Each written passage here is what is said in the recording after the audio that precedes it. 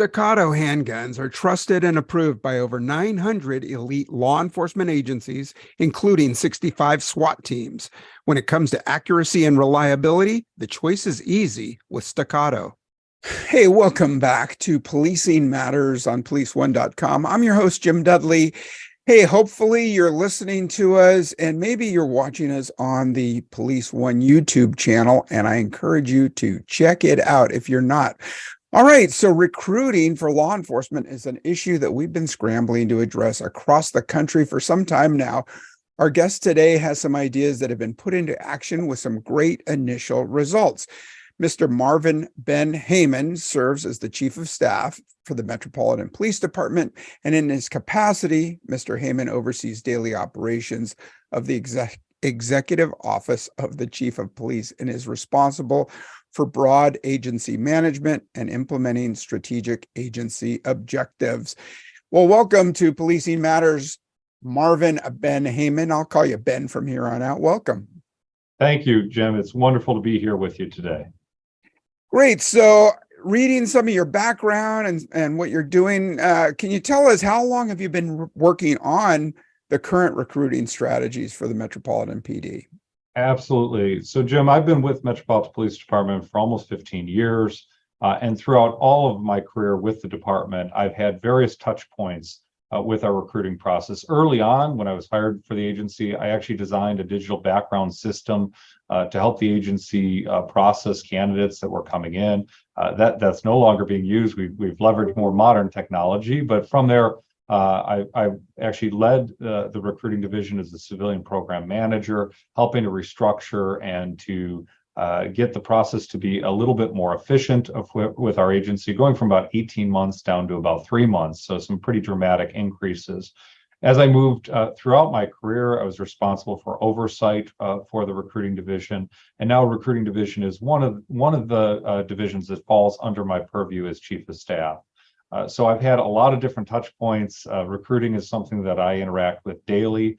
For our agency, it's something that's a high priority and a high pressure area. And so something that's very near and dear to my heart to make sure we get right. Yeah, so sometimes policy is about researching what you have been doing. And in today's recruiting situation, you've got to be able to talk to the boots on the ground, to the actual recruiters as well. I want to get to those, but many saw the intersection of the pandemic coupled with the George Floyd incident as being the most impacting on recruiting. How did you see that affecting the Metropolitan Police? Let me put this in a bit broader context, and then I'll get into the specifics of your question. So the Metropolitan Police Department for many years hired between 250 and 300 new recruits, and that was a pretty steady churn. MPD, one of the largest police departments in the country, in the mid 2010s, around 2014, we were about 4,000 officers. And that number had kind of ebbed and flowed slightly, but that was really the target and goal for our city of uniformed personnel. What we knew is in 1990 and 91, our agency had a very dramatic hiring bubble. And so flash forward, those individuals would become eligible for retire. And in fact, many would pursue their retirement. So we had a retirement bubble both in the 2016, 2017 era, but also now again today. That coupled with kind of the current climate. So going into 2020, the job market was good. People had a lot of different career options in DC. In the immediate DC region, there's over 35 agencies that are hiring. So it's a very competitive market. Many are federal agencies, so that has different draw and pull. Some are local jurisdictions, and they have different kind of packages that they offer. Again, competitive in that space.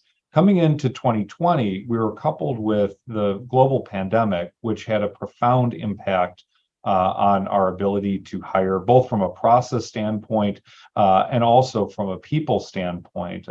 Policing being an in-person job, not Monday through Friday, 7 days a week, 24 hours a day. You couldn't really telework through that option. Some of those challenges really started to manifest in recruiting with the start of the pandemic. Then Enter May of 2020 with the murder of George Floyd, the very strong anti-police sentiment that was experienced in Washington, DC, coupled with a lot of angst around policing across this country. That already on top of the pandemic, on top of the previously very strong job market, led our agency to a period where we didn't hire for about a year. So if you're continuing to lose those people that I'm talking about in a steady stream, not bringing individuals in, we saw a pretty dramatic impact on our force size. Today, we're just over 3,330. So that is a pretty dramatic decrease in the number of officers that we have on our force. And we're working, our mayor is incredibly supportive of kind of rebuilding the strength of the Metropolitan Police Department. We're actively trying to fill our ranks, but as anyone who does police recruiting knows, you can't find people that quickly. It takes time, it takes diligence, and you don't want to just simply open the floodgates because you'll pay the consequences down the road. So we saw a dramatic increase, but it wasn't just the murder of George Floyd. It was all the factors that came in that. Our agency had a further piece. And so on January 6th of 2021, with the insurrection that happened at the United States Capitol, that also had a pretty dramatic impact on our agency. Many of our officers, we had some pretty significant resignations and retirements coming out of that. So all these factors were really in kind of one bubble. Yeah, and in researching a problem of any kind in an enforcement operation, we often use evidence-based policing, look at the data to help us come to a good plan. And in regards to recruitment, I'm wondering what kind of data did you look at? How did that figure into your overall recruiting policy? Yeah, great question. So anyone who knows me knows that I'm a bit of a data wonk at heart. My background is in mathematics. So I leverage kind of data in all of our different processes. In fact, last night I was sitting there, probably much to my recruiting division's guess. I was sitting there just studying their data and looking for trends and kind of patterns that would be helpful in figuring out process gaps. So initially, when we looked at restructuring the recruiting process from that longer 18-month window down to the much shorter average of 3-month process that we have today, it really was a data-driven approach. So we started by laying out all the different process components, both the number of people that flowed through the process, but also the average amounts of time that it took for them to hit the different milestones. And that was very useful for us to do because we were clearly able to see some of the process gaps. I describe it as, the case jacket would get prepared and then get put on the sergeant's desk, but the sergeant was on leave for 2 weeks. And then when the sergeant came back, they had training for a week and now 3 weeks for that case jacket before I moved to the next. And what we found is there were over 40 distinct process steps that an applicant would have to get to for them to be able to be successfully processed, restructuring that so that there were multiple different things that could happen at the same time and multiple different people that could advance the case at any stage in the process really helped move us forward. From a data on whole perspective, we get a lot of applicants. We get a lot of interest in the agency. We get a lot of people that we're processing through various steps. And so being able to leverage the data that we have available to look for any sort of adverse impact for any groups that might not fare equivalently through any part of the process has allowed us to be more equitable and to revise some of our process practices based on the trends that we're observing. Certainly our standards have been informed. So one of the things, I have a research team that works on looking at standards. And so one of the projects that they have underway is looking at our recruiting data and our internal affairs data and seeing if there's any causal factors that prove to be true. For example, in policing, most agencies have a drug standard, but if you choose to relax that standard, are you paying any sort of consequences in internal affairs cases? And so being able to see if there's any predictive background factors that would be more or less linked to kind of the success of an applicant is one of the ways that we look at data. Then looking at training data and so forth, we've been able to do some interesting analysis in that space. Yeah, well, you said a lot and you hit on two really important issues that I want to follow up on. And one is the length of the process. And I think, overall, I think that's one of the biggest detractors from recruiting, and it just candidates can't afford to wait 4 to 9 months in the process while they're entertaining other job offers, or they seek to just stay at their own current job. In my agency, I sat through as the deputy chief of admin, sitting around the table with all the people that you just described, including our physician and our polygrapher and our site guy and the background investigator. And the background investigator sits at the table with, depending on the background of the individual, a file that's, an inch thick to 4 inches thick. And then they all propose whether or not we accept this candidate. And I'm thinking, we have background investigators still carrying around files with paper files, and there's got to be a better way to speed up the process. What'd you do to speed up the process? We talk about the disjointed.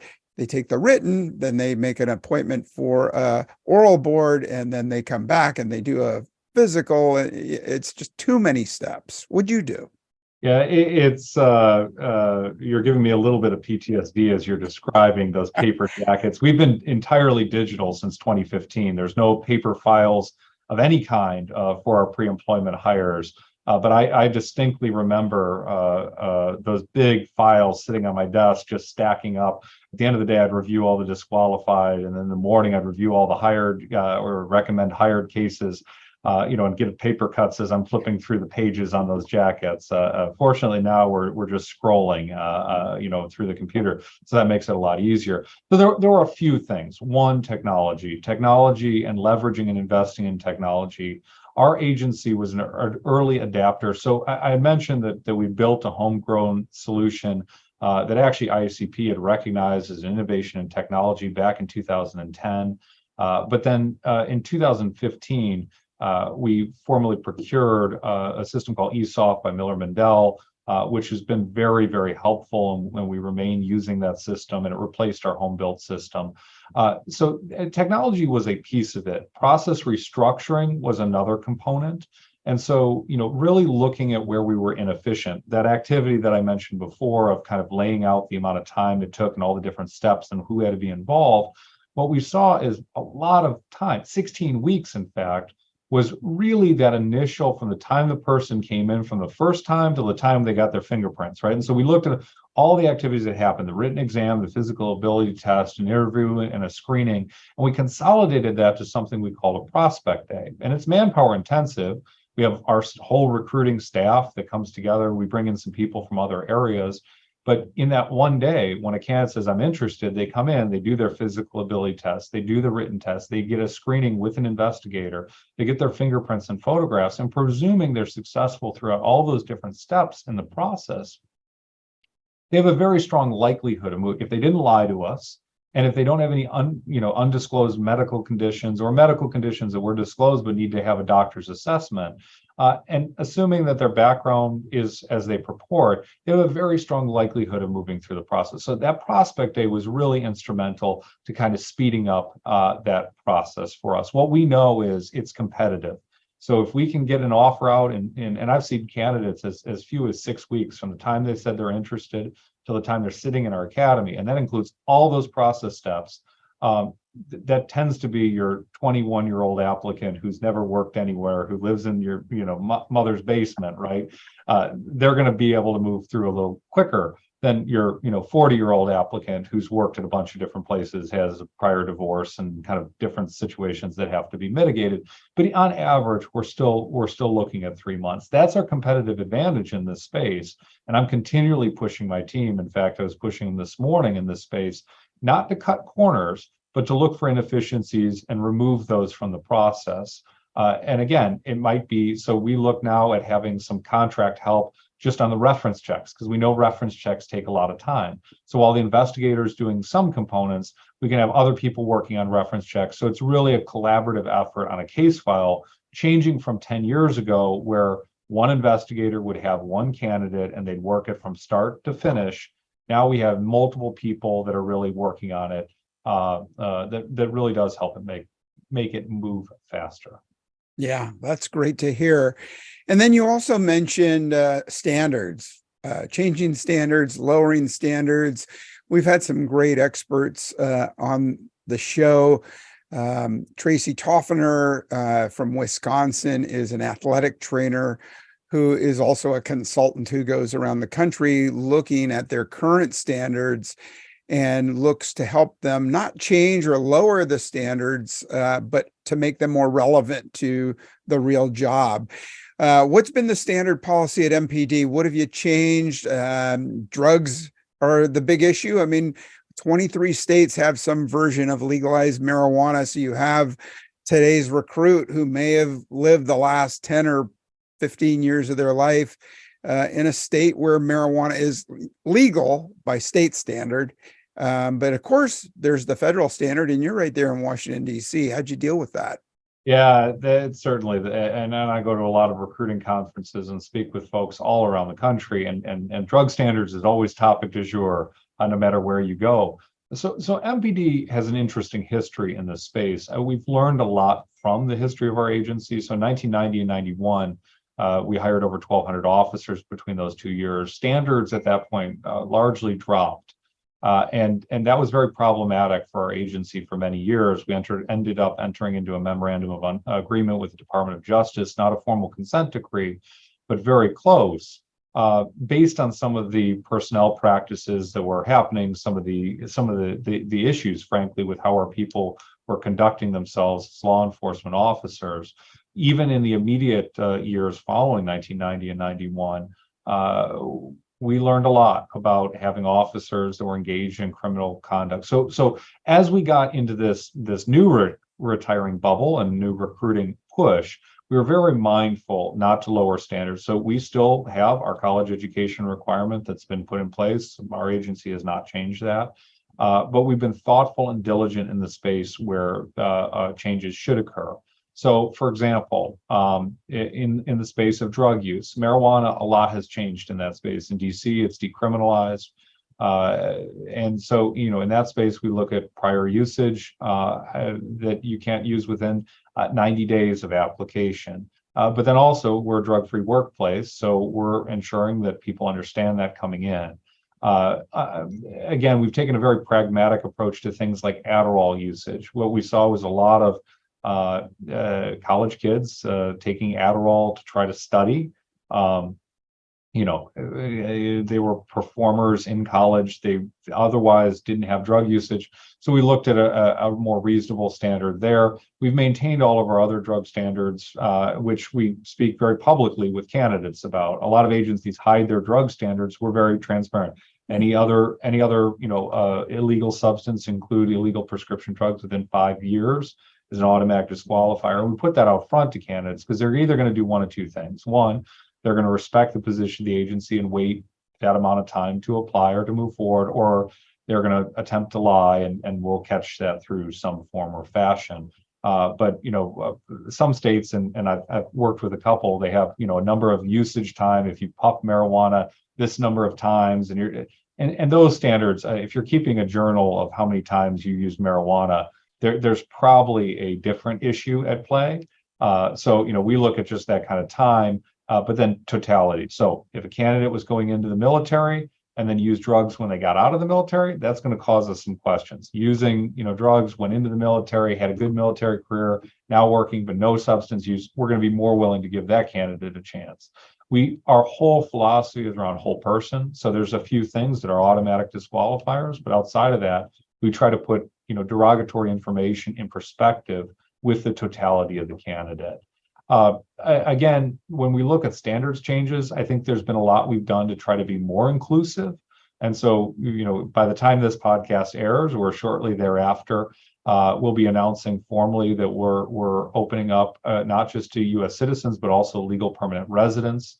And so that expands the population of individuals that would be eligible in our cadet program, which is essentially a 17 to 24-year-old job training program where we pay for college education, we pay people a working salary. We've expanded the population of who's eligible for that program. So we've looked at ways that we can really approach being more inclusive inclusive with our hiring practice, expanding to populations that weren't previously reached or touched by the police department, as opposed to, trying to drop any standards that we had. Great. Hey, I'd like to follow up on a couple of the things you just mentioned, but first I'd like to take a moment and thank our sponsor. Choose the handgun trusted by over 900 law enforcement agencies across the country. With Staccato, you can feel confident knowing you aren't sacrificing incredible accuracy for reliability. Whether you're protecting your family at home or on duty, Staccato has your back. Military and law enforcement receive discount pricing through the Staccato Heroes program. Visit www.staccato2011/heroes program.com to learn more. That's Staccato, STACCATO 2011/heroes-program.com. And we're back, and I'm speaking with Chief of Staff Ben Heyman and the recruitment initiatives at Washington, D.C. Metro PD. And we just talked a little bit about the standards and changing standards. And one of the things you mentioned about allowing legal permanent residents, just not U.S. citizens, as part of applicants that are now permitted to apply for DC Metro. And it's kind of a polarizing topic. I've seen articles and read about the response saying, well, okay, great, let's just let them all in. And it's not that. It's not someone entering illegally. It's not someone who's been living here undocumented, but it's about people in the process, people who have their green card or they're in the process of becoming citizens. Is that what you're planning to do?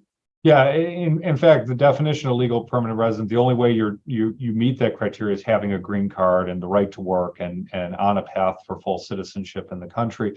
Individuals in that category have and can serve in the U.S. military and have for many years. So it's an eligible population that we'd be remiss to not include in our department. More than that, they're members of our community. Our department is a very diverse agency reflective of the community we serve. Over 65% of our officers come from minority background. We speak over 35 languages.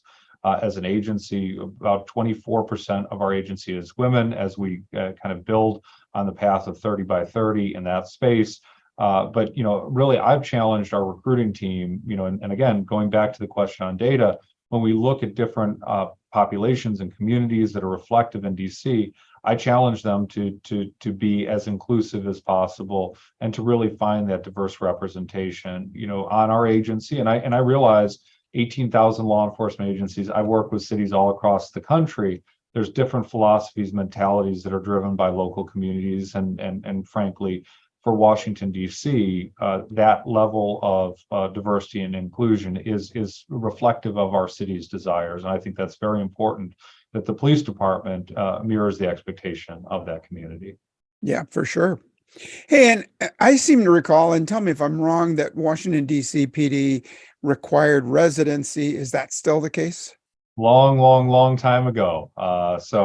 It's certainly not in the last 20 years. I might be dating you a little bit here on this one, but no, we don't require any sort of residency, with very limited exceptions, but not for our uniformed officers. Our uniformed officers can reside wherever they wish, as long as they can get to work and make it to roll call on time. Certainly, there's a lot of benefits for living in the district, and we certainly encourage our officers. We have right now we have a incentive program for officers that choose to live in the district. When they start their career, an additional $6,000 for rental assistance.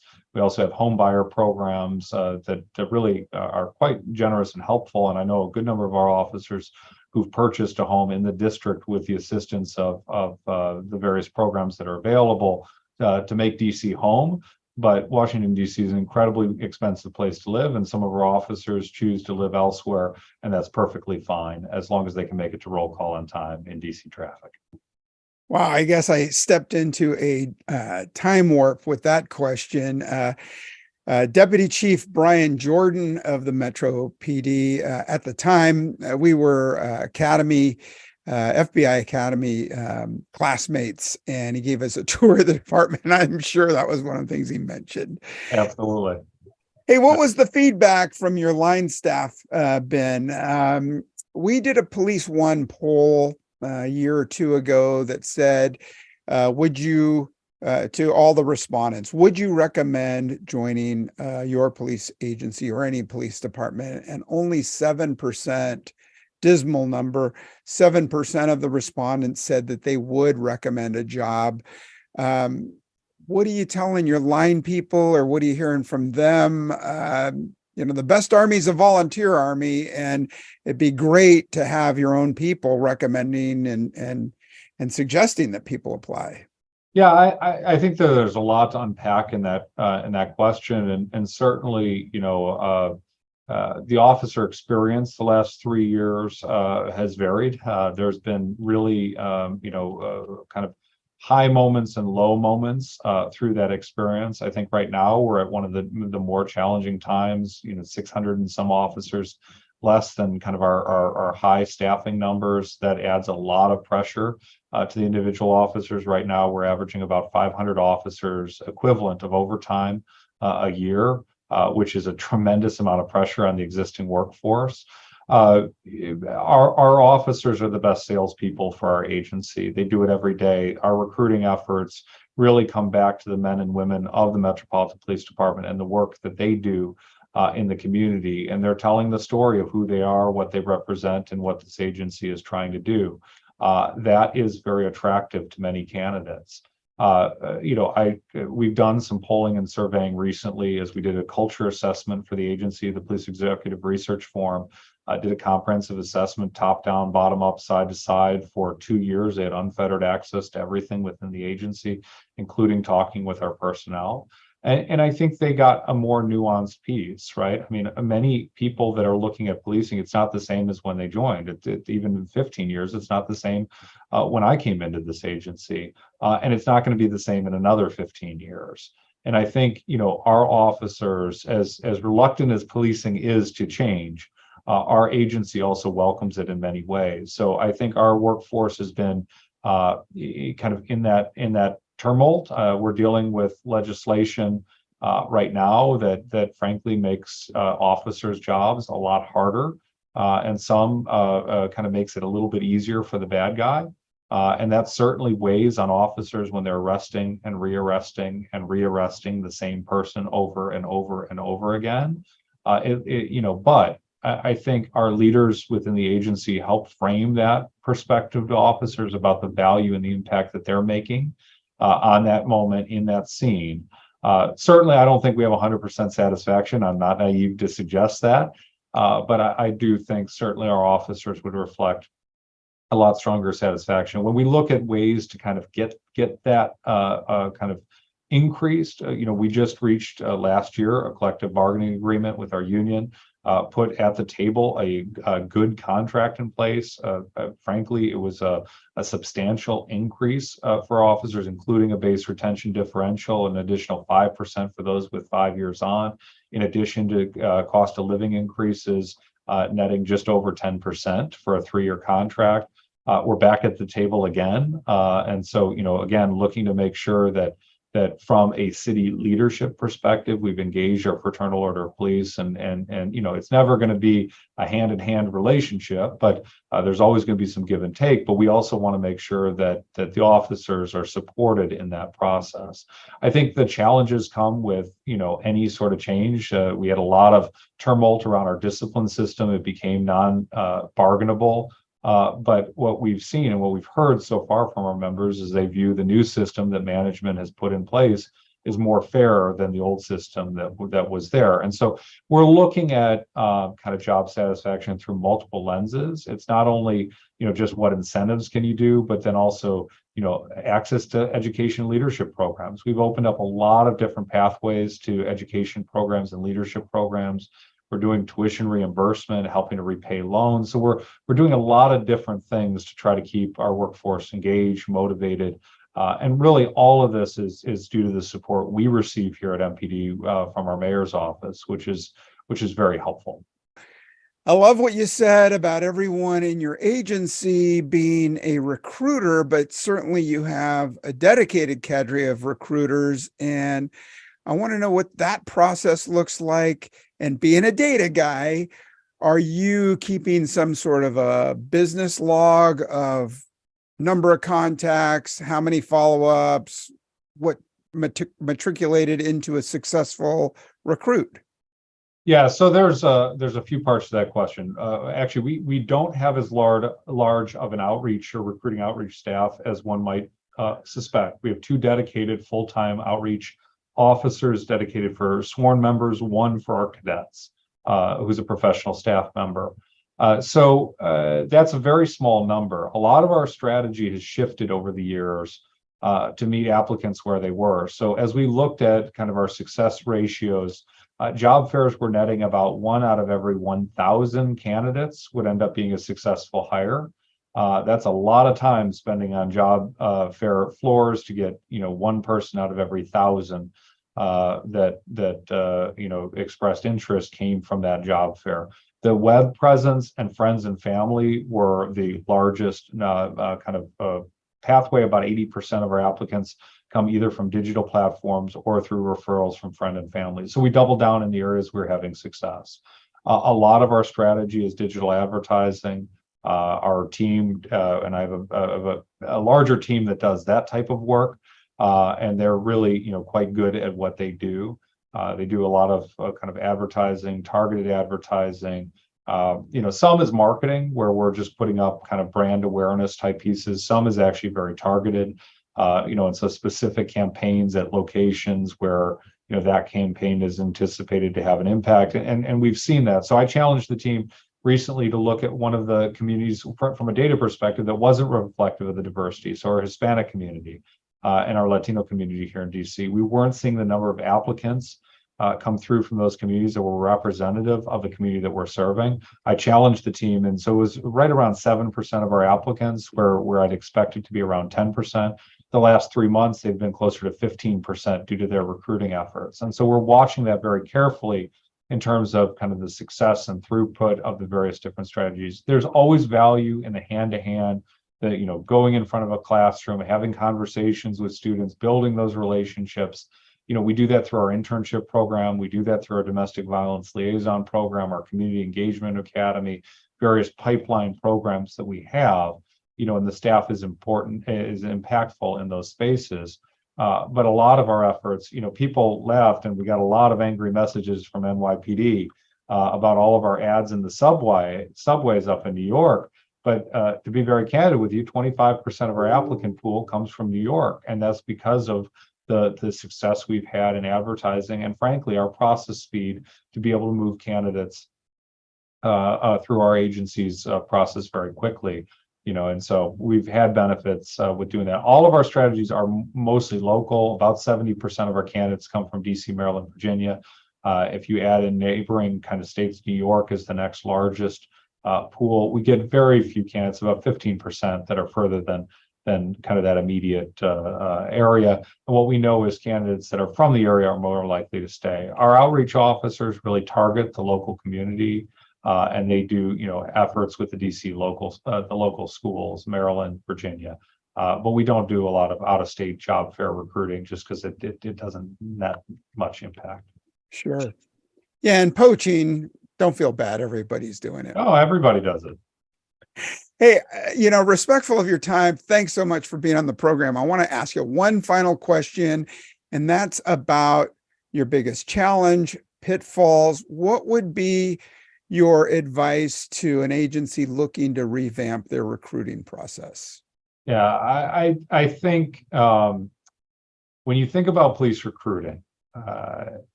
it should be about going after the candidates that you really want to be in police work, to be doing the job, to be tackling the difficult issues of community today. Unfortunately, what we see throughout police departments all across this country, frankly, all across the world, is rather than doing intentional efforts to bring in the candidates you want, the recruiting process is really a series of cuts. You start with anyone who's interested, And then you slowly whittle out and eliminate candidates until you're left with people who didn't fail out of the written exam, who didn't fail out of the physical ability, who didn't fail out of the polygraph phase, the medical phase, the psychological phase. And then you assume that those are the right candidates to hire. And I think the biggest challenge is in an era where every agency is scrapping for 1, 2, 3 candidates. I mean, there have been months recently where our recruit class, which is supposed to be 25 people, we had 6 and 5, and those numbers, I would be desperate for a 7th or an 8th person in those classes. Every single number matters. But how do you, as an agency, think about your process of really bringing the people that you need into policing, the skill sets, the diversity, the different kind of mindsets? How do you bring them into, as opposed to weed people out of your process? I think that's something we're still working on getting right. I don't think we have a magic formula for that, but I think any agency that's just simply trying to perfect their process of exclusion, you can do that pretty simply. The process of bringing new talent into the agency and really making that agency stand apart and having a process that's supportive and conducive to that, that's a real challenge. I see that for our next 5, 10 years as continuing to be our big challenge here as well. And so, Jim, thank you so much for having me on today, and really appreciate the time just to talk with you. Yeah, great. And that's all great information for our listeners. And we've got some information for them in our show notes, and to see what you're doing and some of the great success you're having there. Thank you so much again, Chief of Staff Ben Heyman, Recruitment Initiatives at Washington, D.C., Metro PD. Thanks so much for your time today. Thanks, Jim. Have a good one. You too. All right, to our listeners, hope you enjoyed today's program. Let me know what you think. Drop me an email at policingmatters@policeone.com. And let me know what you think and what you want to hear about and who you want to hear about. All right, take good care. Talk to you again real soon. Stay safe.